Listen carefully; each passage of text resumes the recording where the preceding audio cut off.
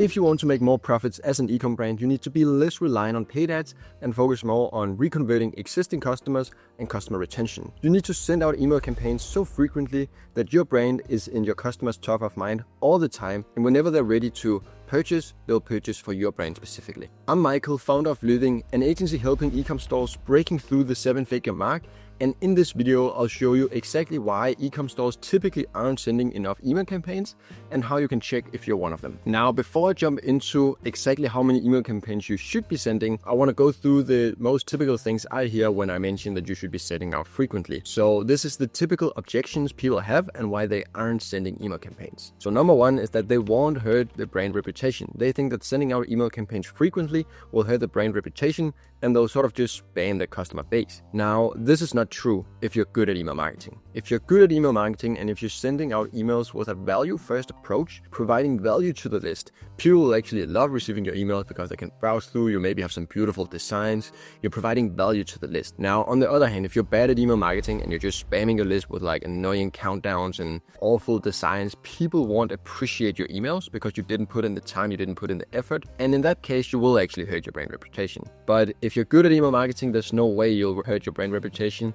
because people will enjoy opening the emails. Now, the second thing that we hear is that people are saying stuff like, well, we don't have the time, we don't have the resources. And this is typically a smokescreen. So this typically means that they're simply just not profitable enough, because if you were super profitable with email marketing, well, then you would obviously find some time to do it and then you would maybe outsource it. So what you need to be looking at is simply, are you profitable or not? And why aren't you profitable? The only case, the only scenario where it's all right to not be sending a lot of emails is if you're not profitable. And if the reason why you're not profitable is because you have a very little email list, because it's tough to make a lot of profits when you have a small email list. If you have a big email list, but you're not profitable, you need to figure out, well, why aren't we profitable? Then you're probably bad at email marketing and you need to fix some issues there. So the only reason why you shouldn't be sending out email campaigns right now is, let's say you have an email list below 3K. Then you should be focusing on creating a bigger email list, and then you should be creating email campaigns. Now, how many times should you be sending out campaigns per week? Basically, we want to send out as many times as possible while our KPIs are still good. So when I'm talking about our KPIs, I'm mainly talking about our unsubscribe rate. You gotta be really aware of your unsubscribe rate, and then the revenue per recipient. So these are the two main KPIs that we're looking out for when we're increasing the volume of email campaigns. Basically, if you're sending out one email campaign right now, you have a good unsubscribe rate and you have a really good revenue per recipient on, let's say, $1. That's really good. You bump it up to, let's say, 3 times per week and your unsubscribe rate is still good and your revenue per recipient dropped a tiny bit, so now it's 0.8. Well, then you obviously just want to keep going. You're generating a lot more revenue.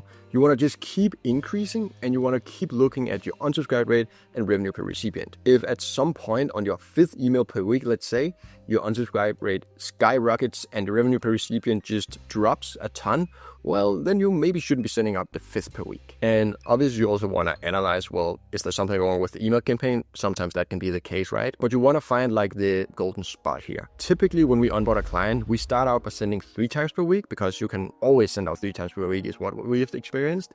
And then we want to scale it up from there. We just onboarded a client that they're generating $1 million a month. And from email marketing, they're generating $330K a month only from email marketing campaigns and email flows. They're sending out campaigns daily and they're so profitable doing it. So imagine if they were just sending out 1 time per week because they were like, oh, we were scared of hurting our brand reputation. You're not going to do that if you're good at email marketing. So the moral of the story here is just send out campaigns frequently, but keep an eye on your main KPIs. If you want to scale your e-com brand, I highly suggest you to scroll down and book in a personal one-on-one call with me. This will be a growth call where we will discover your biggest growth blockers right now.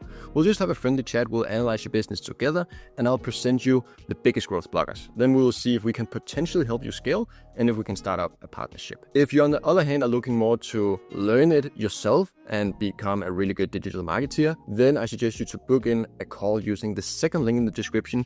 This is a link to our mentorship program where we'll jump on a one-on-one call and we'll see if you are fit and if you want to be taught directly by me one-on-one, learning how to become an excellent media buyer, learning how to optimize websites, and learning email SMS marketing.